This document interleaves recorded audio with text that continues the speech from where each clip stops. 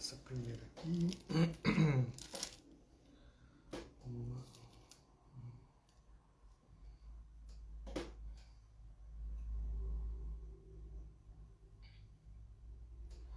A graça e a paz estejam com todos.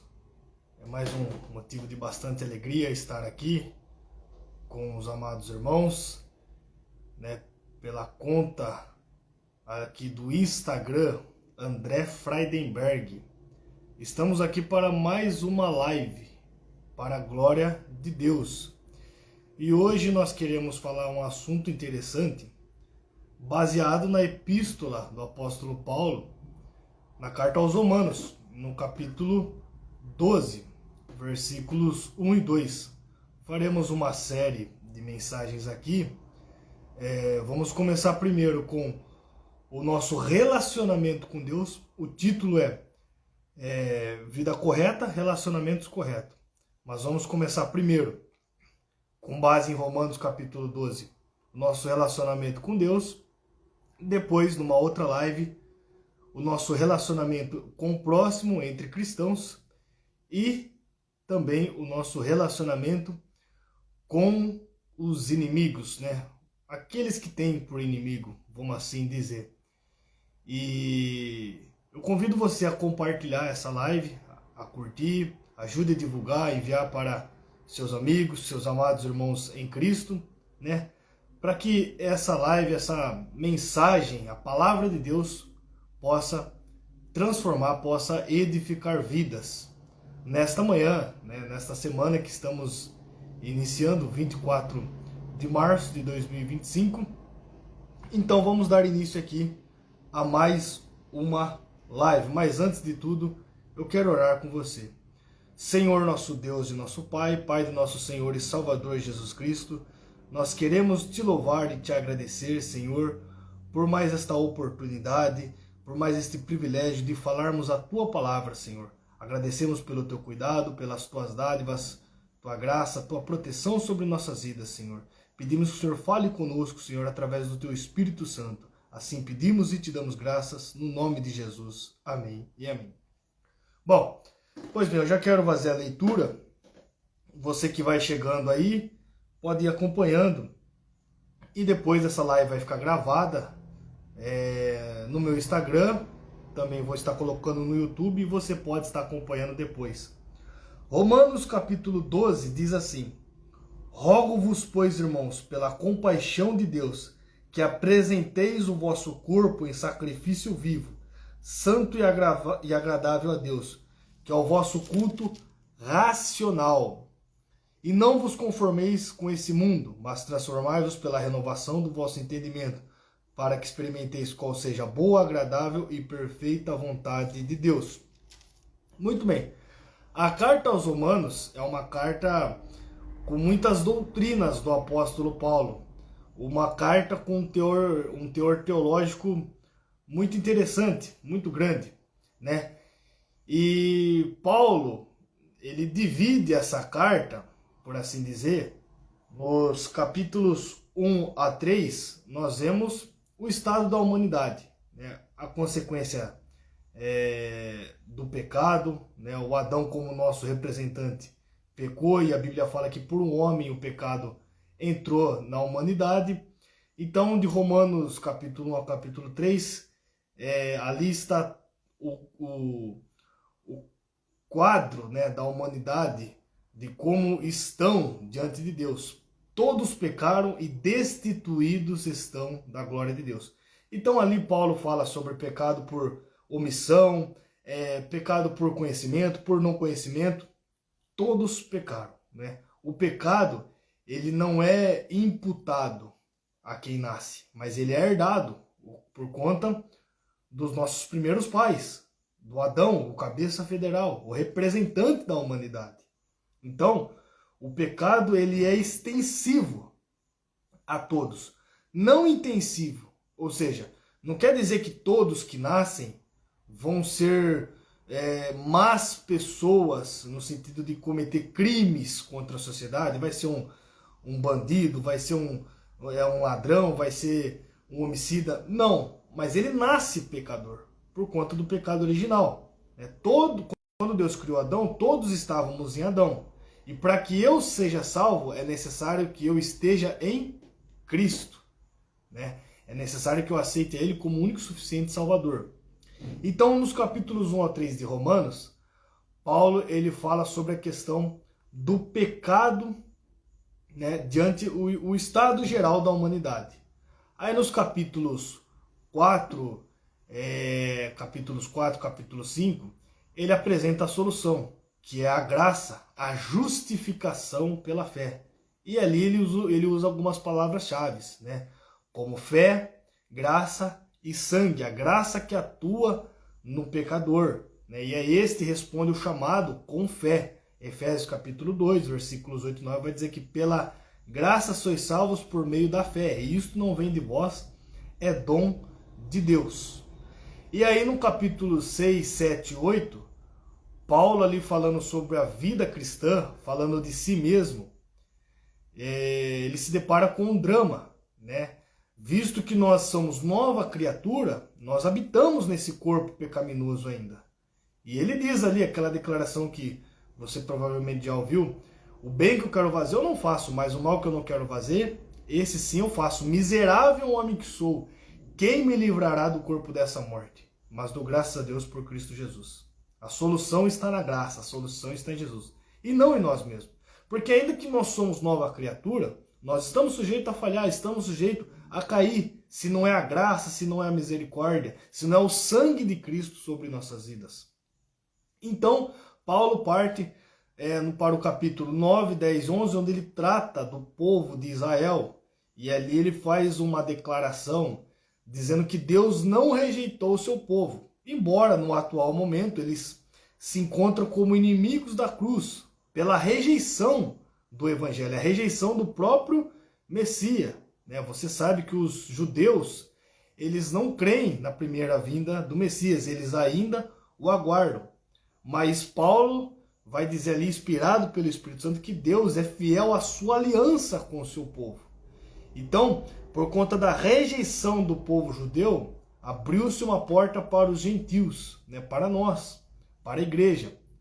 Mas, num período futuro, Deus ainda vai tratar com Israel. Por isso que a Bíblia fala que todo Israel, ou seja, o israelita ortodoxo, né, é por isso que fala todo o Israel, não significa que todos que nascem judeu, mas todo aquele que crê, todo aquele que reconhecer, este sim será salvo. Paulo fala, o endurecimento em Israel veio em partes, né? Até que a plenitude dos gentios haja entrado. Então, dos capítulos 1 a 11, nós poderíamos dizer que é um teor mais teológico, mais doutrinário, né? E aí do capítulo 12 até o capítulo 16 são práticas, né? São conclusões do apóstolo Paulo. E é o capítulo 12 que nós estamos trabalhando aqui.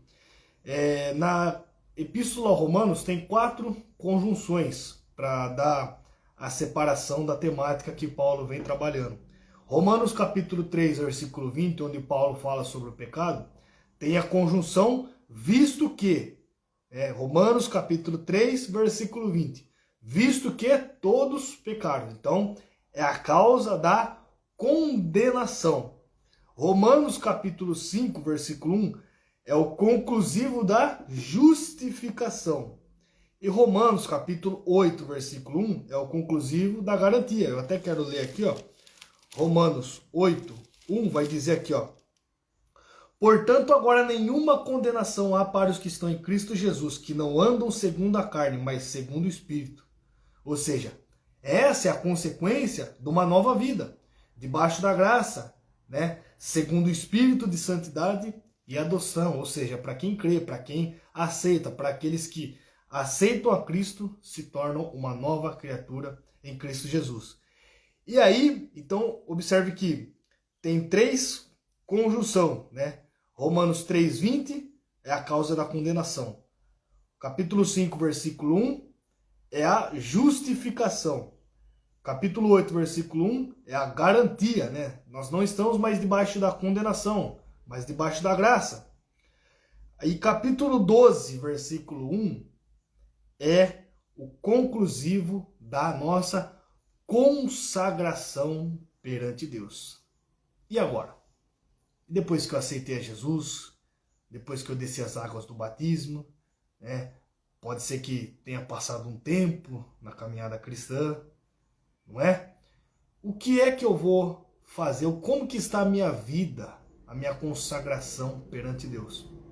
Então, por isso Paulo aqui, ele faz esse apelo, ó, rogo-vos, pois, irmãos, pela compaixão de Deus, que apresenteis vosso corpo em sacrifício vivo, santo e agradável a Deus. Então, a primeira coisa para nós consagrarmos a Deus é entregar o nosso corpo a Deus, né?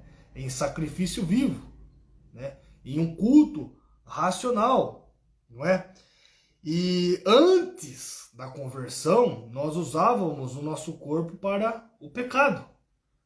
Nós cometíamos uma vida no pecado debaixo da lama, e agora Paulo está dizendo para que nós apresentemos o nosso corpo em sacrifício a Deus. Vale destacar também que o Paulo aqui ele está combatendo uma ideia errônea de se entender a graça de Deus, né, conhecido como antinomianismo, que já era ensinado na época, né, e tanto o apóstolo Paulo como João vai combater esse princípio. Antinomianismo vem de uma palavra grega que significa contra a lei ou contra a regra. Essas pessoas aqui, eles ensinavam que você pode pecar, né, pode continuar pecando, que no final das contas, Deus vai te perdoar. Isso aí não é graça, né? Aconteça o que acontecer, Deus, no final das contas, ele vai te perdoar, porque você está na graça, né? Quanto mais você peca, mais a graça aumente. Tá errado. E Paulo vai dizer isso aí em Romanos capítulo 6. Eu quero ler aqui, ó. Capítulo 6, versículo 1. Olha o que ele diz. Que diremos, pois? Permaneceremos no pecado para que a graça seja mais abundante? De modo nenhum. Nós que estamos mortos para o pecado, como viveremos ainda nele? Aí ele vai dizer aqui no versículo 12. Não reine, portanto, o pecado em vosso corpo mortal, para lhe obedecerdes em suas concupiscências. Versículo 13 diz assim. Nem tampouco apresenteis os vossos membros ao pecado por instrumento de iniquidade, mas apresentai-vos a Deus como vivo dentre mortos, e os vossos membros a Deus como instrumentos de justiça. Porque o pecado não terá domínio sobre vós, pois não estáis debaixo da lei, mas debaixo da graça. Então, Paulo, ele é muito claro aqui, para que se agora nós somos de fato uma nova criatura, nós devemos viver para Deus. Nós devemos consagrar os instrumentos, né? Ou seja, toda a nossa maneira de viver a Deus, né? Isso é o que ele diz também, ele conclui como um princípio de consagração no versículo 12, que apresenteis vosso corpo em sacrifício vivo, santo e agradável a Deus. Então não é que porque eu estou debaixo da graça que agora eu posso pecar. Eu não posso achar que isso é liberdade. Eu não posso confundir liberdade com libertinagem, não é? Então Paulo aqui, ele está dando a doutrina para a igreja e está combatendo falsos mestres, né, os antinomianos, que ensinavam que você pode pecar, que no final das contas Deus vai te perdoar.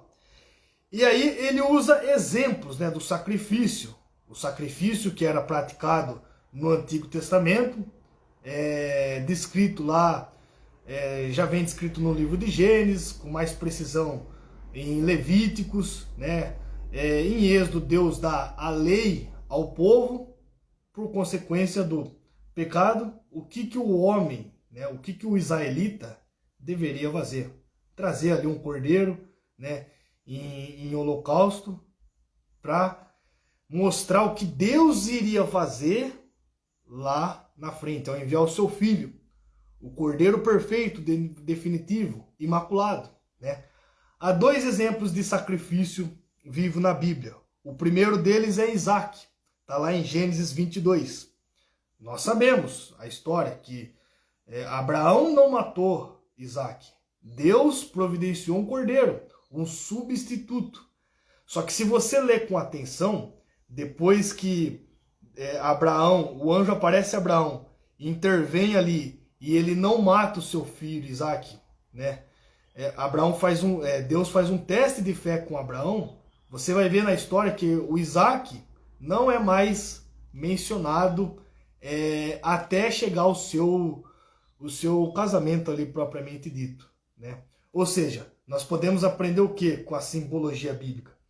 Que o Isaque, ele não morreu de fato, no sentido literal, mas ele morreu figuradamente, né? Ele morreu para si, para viver para a glória de Deus. Tanto é que quando ele vai se casar, né, quando ele vê Abraão ali, ele faz uma promessa ali, e ele manda o seu servo Eliezer buscar uma esposa para ele, e ele fala ali, ó, jura que você não vai tomar uma das mulheres cananeias. E Eliezer ali cumpre o juramento, né? E daí Eliezer vai em busca ali de uma esposa para Isaque, né? Toma ali Rebeca, e o texto diz que quando Isaque vê Rebeca se aproximando, ele pega a Rebeca e vai para a casa do seu pai. É justamente o que Jesus irá fazer com a sua igreja. Ele vem até os ares, né? A igreja vai de encontro, e aí Jesus leva a igreja para a casa do Pai. Está lá em João 14, né? Não se turbe o vosso coração, credes em Deus, credes também em mim. Na casa de meu Pai há muitas moradas. Então, no arrebatamento da igreja, Jesus, ele leva a igreja para a casa do Pai. Mas não é nosso assunto o escatológico. Nós estamos falando sobre relacionamento com Deus. Claro que um assunto leva a outro. E o Isaque, então, ele não é morto literalmente, mas eu diria figuradamente, né? Porque ele morre para si e vive para Deus. Assim somos nós. Assim é o nosso chamado. A consagração perante Deus. A não vivermos mais para este mundo. A não se apresentar mais a este mundo. Mas morrer para o mundo e viver para Deus. Isso é renúncia. Isso é consagração. E um outro sacrifício vivo foi Jesus. O sacrifício perfeito, definitivo. João Batista falou, ó, eis o Cordeiro de Deus que tira o pecado no mundo. E aí Jesus morreu na cruz do Calvário, levou os nossos pecados, mas ressuscitou. E ele está à destra do Pai, né, na condição de sumo sacerdote e também do nosso advogado. E por essa razão, por ele estar à destra do Pai, nós estamos falando de consagração, né? Eu e você ter uma vida consagrada. Talvez você possa se sentir culpado, possa ter cometido algum pecado, alguma falha, e isso tem incomodado você, tem pesado na sua consciência. Porque de fato o pecado pesa mesmo, o diabo nos acusa. Mas olha um texto que vai dizer em Hebreus 4,16. Eu quero ler aqui, ó, Hebreus capítulo 4, versículo 16.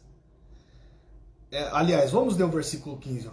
Porque não temos um sumo sacerdote que não possa compadecer-se das nossas fraquezas. Ou seja, Jesus ele se compadece das nossas fraquezas. Por quê? Porque ele foi um que como nós, ou seja, ele se encarnou, né? Ele foi feito carne, um que como nós em tudo foi tentado, mas sem pecado. Né? Jesus ele foi gerado milagrosamente pelo Espírito Santo. A sua natureza é santa.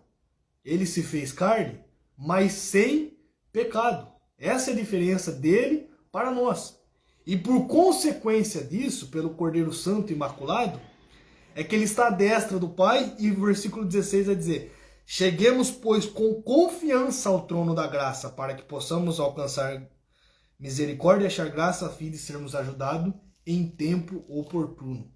Ou seja, o trono da graça está lá. Se você quer consagrar sua vida, quer confessar os seus pecados, quer ter um recomeço com Deus, corra para o trono da graça. Né? Lá não vai ter acusação, não vai ter condenação, mas tem perdão, tem graça, tem misericórdia sobre sua vida. Creia nessa palavra, tenha certeza disso, que há abundante graça sobre sua vida. Então o primeiro passo para a consagração é apresentar o nosso corpo, né, a Deus. Quando nós estávamos no reino das trevas, nós apresentávamos o nosso corpo a uma vida de pecado, na lama, né? Mas agora nós fomos transportados para o reino da luz. Por isso nós devemos arregaçar as mangas, né? Procurar uma vida de santidade, procurar renúncia. Claro que nós não iremos conseguir se não for a capacitação, né, a atuação do Espírito Santo em nossas vidas. Então o primeiro passo é entregar o corpo a Deus. Segundo passo, entregar a mente a Deus. Não é só o corpo, mas entregar a mente também. Olha o que vai dizer o versículo 2. E não vos conformeis com este mundo, mas transformai-vos pela renovação do vosso entendimento, para que experimenteis qual seja a boa, agradável e perfeita vontade de Deus. Então, o segundo passo para a consagração é entregar nossa mente a Deus. Já diz um ditado: mente vazia, oficina do diabo. Eu gosto de pegar essa frase e aplicar citando o texto de Davi. Está lá em 2 Samuel, quando o texto vai dizer, capítulo 11, se não me falha a memória, de que era tempo dos reis. Se você que está acompanhando essa live puder deixar nos comentários, me ajudar. Mas o texto lá vai dizer, se você conhece a história, que era tempo dos reis irem para a guerra. E Davi não foi. Ele ficou no seu palácio, né, no seu conforto, no seu comodismo, e de lá ele avistou uma mulher formosa, Batseba. E daí o rei de Israel, o monarca, caiu em adultério, né? Então por isso diz o ditado: mente vazia, oficina do diabo. E o mundo, ele quer controlar a nossa mente, mas Deus quer transformar. E quanto que o mundo quer controlar, Deus quer transformar. E o mundo, ao fazer tal tentativa, ele quer colocar pressão externa na nossa mente, né? Por quê? Ele vem as redes sociais, que toma tempo da gente, a internet, televisão, né? Os prazeres da carne, e tudo isso fica circulando. Então, nota que para o mundo controlar a nossa mente, ele faz pressão externa em nossa mente. O termo aqui, transformar-vos pela renovação, o termo aqui, transformar, no original é o mesmo que transfigurar-se, que aparece lá em Mateus 17:2, né, no monte da transfiguração, que equivale aqui a metamorfose. O que é metamorfose? É a transformação, né, a mudança de dentro para fora. Ou seja, o mundo, ele quer controlar a nossa mente, né? Mas Deus quer transformar a nossa mente. O mundo deseja fazer isso, mas o Espírito Santo quer transformar a nossa mente, se assim nós deixarmos, se assim nós ocuparmos a nossa mente com as coisas do céu, com a palavra de Deus, com as causas do reino, né? O apóstolo Paulo vai dizer lá em Filipenses: olha, tudo que é bom, tudo que é honesto, tudo que é verdadeiro, se há boa fama nisso, se há algum louvor, nisso pensai. Colossenses vai dizer também: pensai nas coisas que são de cima e não nas coisas que são daqui da terra, né? Se Deus, se o mundo controla a nossa mente, o que acontece aqui? Olha o que vai dizer o versículo 2. E não vos conformeis com este mundo. Ou seja, se o mundo controla a nossa mente, a consequência disso é nós nos conformarmos. Mas se Deus controla a nossa mente, nós somos transformados, né? Porque o Espírito Santo direciona ou focaliza a nossa vida, a nossa mente, para as coisas que lhe agrada, as coisas do reino, a palavra de Deus, né? Aquela pregação que nós ouvimos no culto, né? Aquele testemunho, né? nos direciona a fazer a obra, a pensar naquele irmão, nos desperta para uma vida de oração. Por isso o texto está dizendo, para nós não conformarmos com esse mundo, mas transformarmos, deixar que Deus, o Espírito Santo, venha transformar o nosso entendimento, para nós termos uma vida em consagração a Deus. Olha o que diz, segundo aos Coríntios, capítulo 3, versículo 18. Segundo os Coríntios 3, 18, vai dizer assim, ó, mas todos nós, com cara descoberta, refletindo como um espelho a glória do Senhor, somos transformados de glória em glória na mesma imagem, como pelo Espírito do Senhor. Ou seja, refletindo como um espelho, tem a conotação de refletir, bem como de examinar. Quando contemplamos a glória do Senhor, somos transformados na mesma imagem pelo Espírito do Senhor. Nós, então, com a glória sempre crescente, refletimos o que contemplamos. É esse o desejo de Deus para as nossas vidas, né? O Espírito Santo se alegra quando nós queremos, né, e praticamos a consagração, a oração, os princípios da palavra de Deus, né? Porque nós precisamos disso. Nós que somos nova criatura, nós não estamos imunes às tentações, não estamos imunes aos desejos da carne, né? Aceitei a Cristo e agora? Aí a Bíblia fala que se o Filho do Homem vos libertar, verdadeiramente sereis libertos. Então, essa libertação, ela se dá em 3 etapas, né? Primeiro, livre da culpa do pecado, por isso que nós lemos aqui Romanos capítulo 8, versículo 1, né? Livres do poder do pecado, lemos Romanos capítulo 6, versículos 12, 13 e 14, o pecado não terá mais domínio sobre vós, só que ainda, presta atenção, ainda seremos livres da presença do pecado. Nós não fomos livres ainda, mas fomos livres da culpa e do domínio, né? Não da ausência total do pecado. Então até lá nós temos que pedir ajuda ao Espírito Santo, temos que nos entregar a Deus, temos que mortificar a nossa carne para termos um relacionamento correto com Deus. E para isso, né, nós só vamos conseguir se entregarmos nossa vida ao Espírito Santo. Perceba um sinergismo, né, um trabalho junto. O Espírito Santo trabalhando em nosso coração e nós atendendo esse convite, né, nós fazendo a nossa parte. Porque requer um esforço humano também, né, em querer renunciar, em querer orar, né, em atender a doce voz do Espírito Santo. Mas vai chegar um dia que nós seremos livres da presença do pecado. Quando? Por ocasião do arrebatamento da igreja, onde a Bíblia fala que o nosso corpo será transformado. Olha o que diz aqui para nós encerrarmos. Filipenses, capítulo 3, versículo 20. Mas a nossa cidade está nos céus, donde também esperamos o Salvador, o Senhor Jesus Cristo, que transformará o nosso corpo batido, olha só, para ser conforme o seu corpo glorioso, segundo o seu eficaz poder de sujeitar também a si todas as coisas. Ou seja, tudo que passamos, as aflições, as tentações, as propostas do mundo, da carne, não é?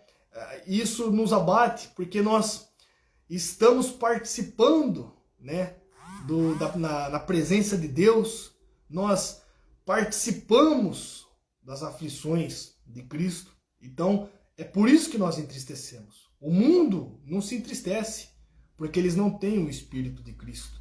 Eles não foram regenerados. Mas nós nos entristecemos. E se você se entristece por conta das tentações do pecado, saiba que isso é uma autêntica chamada de Deus, né? Saiba que isso é uma autêntica atuação do Espírito Santo em sua vida. Então, comece a se preocupar quando você peca, quando você abandona os princípios da palavra de Deus e acha que isso é normal, e acha que está tudo bem. Aí é um sinal de alerta e de um perigo. Mas a vontade de Deus é a nossa santificação. Amém? Vamos orar? Senhor nosso Deus e nosso Pai, Pai de nosso Senhor e Salvador Jesus Cristo, queremos te agradecer por este momento que podemos falar a Tua palavra, Senhor. Pedimos que o Senhor envie o Teu Espírito Santo sobre cada um, Senhor, que o Senhor nos capacite, Senhor, que o Senhor venha transformar as nossas vidas, Senhor, que o Senhor nos ajude a te servir, Senhor, que o Senhor possa nos capacitar, Senhor, que o Senhor possa, Senhor, transformar a nossa mente, Senhor. Assim é o que nós pedimos e te agradecemos no nome de Jesus. Amém e amém.